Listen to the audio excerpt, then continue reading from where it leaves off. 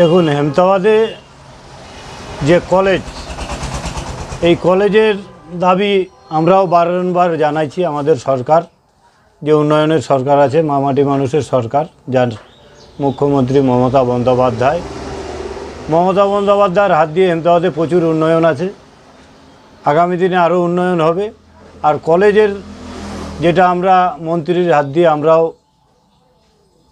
লিপিবদ্ধভাবে আমরা আমাদের সরকারের কাছে, রাজ্য সরকারের কাছে জমা করছি এবং জায়গাও আমরা দিয়েছি, যেটা আমাদের হেমতাবাদ সেরিকালচার আছে ঠাকুরবাড়ির ওইখানে, সেই জায়গাটাও আমরা দেখিয়ে দিয়েছি যে এইখানে এই কলেজটা হলে ভালো হবে। তো আমরাও চাই আগামী দিনে হেমতাবাদে কলেজ হোক এবং হেমতাবাদ কলেজের সাথে সাথে হেমতাবাদের যেমন বিভিন্ন রকম উন্নয়নগুলো আছে সেগুলোও চলছে। আগামী দিনে আরও উন্নয়ন হবে। মন্ত্রীর হাত দিয়ে প্রচুর উন্নয়ন হচ্ছে।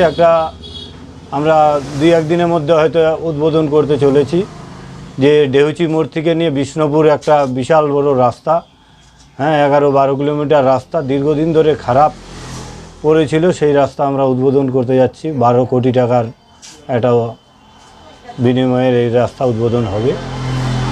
যদি বামফ্রন্টের দাবি রয়ে যদি মনে করেন আপনাদের কলেজ না করতে পারলেন, তাহলে একটা ভোট ব্যাংকের বড় প্রভাব পড়তে পারে।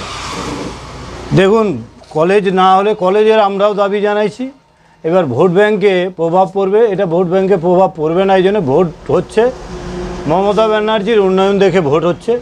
মমতা ব্যানার্জি যেসব উন্নয়ন আছে, লক্ষ্মীর ভাণ্ডার এবং খাদ্যসাথী, কৃষক বন্ধু, বিভিন্ন রকম উন্নয়ন, জল, রাস্তাঘাট, প্রচুর উন্নয়ন।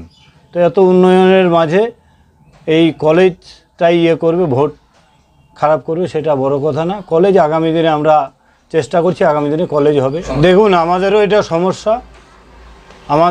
সমস্যা, যে এখান থেকে আমাদেরকে হেমতাবাদ স্কুল থেকে যেতে হচ্ছে রায়গঞ্জ 11 কিলোমিটার, কালিয়াগঞ্জ 12 কিলোমিটার দূরত্বে আমাদেরকে যেতে হয়। আমরা এটা দীর্ঘদিন ধরেই সমস্যায় ভুগছি। আগামী দিনে আমরাও চাচ্ছি যাতে এই সমস্যায় আমরা না ভুগি।